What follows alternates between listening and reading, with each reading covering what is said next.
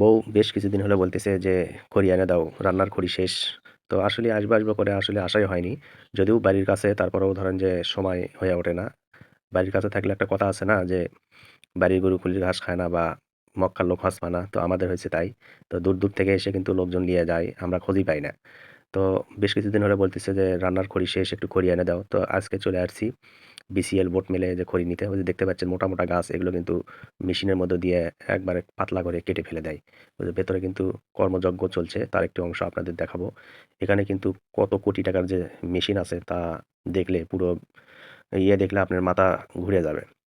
এখানে একটা কুন্ডুর আছে, এই কুন্ডুরে এগুলো খড়িগুলো দেওয়া হয়। তো অবশিষ্ট যেগুলো মানে বাঁচে সেগুলোই বেচে। আগে সবগুলো বেচতো, এখন বেচে না, কারণ ওনাদের মাসে বলে 25-30 টন বলে খড়ি লাগে।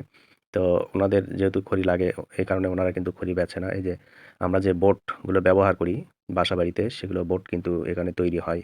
দেখতে পাচ্ছেন শত শত কর্মী কিন্তু কাজ করতেছে। এই যে দেখেন, ওই যে ঘুরে ঘুরে আপনার গাছের গাছগুলো কেটে কেটে একবারে পাতলা হয়ে যায় ওইভাবে। এই হচ্ছে অবস্থা। এটা হচ্ছে টিএমএস বিসিএল। ওই যে আপনার কুন্ডুর দেখতে পাচ্ছেন, ওই কুন্ডুরে কিন্তু মোটা মোটা কাঁচা গাছ দিলেও পুড়ে কিন্তু একবারে আংড়া হয়ে যায়। তাহলে কি পরিমাণ আগুন ওর ভেতর। তো বেশ কিছুদিন হলে করতেছি। এর আগেও আপনারা জানেন যে একটা ভিডিও আমি দিছি এটাকে ঘিরে। খড়ি নিতে আসছিলাম কিন্তু সেই দিন পাইছিলাম না, তো আজকে পাইছি। তো বেশ কিছুদিন ঘোরাঘুরি করার পরে আমি কিন্তু আজকে সুযোগটা পাইছি। দেখি যে আজকে দিচ্ছে। তো সেই সুযোগে আজকে নিতে আসছি। তো এটা হচ্ছে বিসিএল বোট মিলের বাইরের একটা অংশ। এটা বলতে পারেন যে মেইন গেট। হ্যাঁ, এখানে কিন্তু বিশাল এরিয়া। ঠিক আছে? তো এরিয়ার বাইরেও আমি একটু আপনাদের ঘুরে দেখাচ্ছি। দেখেন চারিদিকে প্রচণ্ড কুয়াশা, তার মধ্যেও কিন্তু আমি গেছি এটা নেওয়ার জন্য। আর আমি বলে রাখি, আমি গেছিলাম আরও সকালবেলা আমার বাচ্চাকে রেখে, মাদ্রাসায় রেখে এই পাশ দিয়ে যাচ্ছিলাম। তো ভাবলাম যে একটু দেখা করে যাই।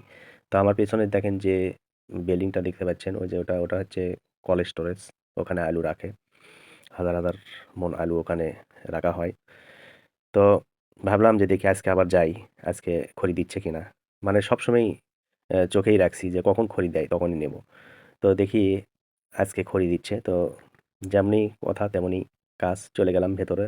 যাওয়ার পরেই ওই কর্মকর্তারা বলতেছে, ভাই আপনাকে তো আমরা ফোন দেওয়ার জন্য চেষ্টা করতেছি, আপনি ফোন নাম্বার দিয়ে গেছেন, সেটা আসলে খুঁজে পাচ্ছি না কোনটা আপনার। তো যাই হোক, আপনি আসছেন, অনেক ভালো করছেন। আপনাকে আমরা খুঁজতেছিলাম যে ভাইটা বলে গেল খড়ি নেওয়ার জন্য। তো আপনি আসছেন, অনেক ভালো লাগলো। তো ওনারা কিন্তু খুশি হয়ে আজকে আমাকে খড়িগুলো দিল। তো যাই হোক, এই জন্য ওনাদেরকে ধন্যবাদ। যাই হোক, ভিডিওতে ভয়েস দেওয়া কিন্তু খুবই একটা কঠিন একটা কাজ আমার কাছে মনে হয়। কি বলবো, কি রাখবো, এটাই আসলে বুঝতে পারি না।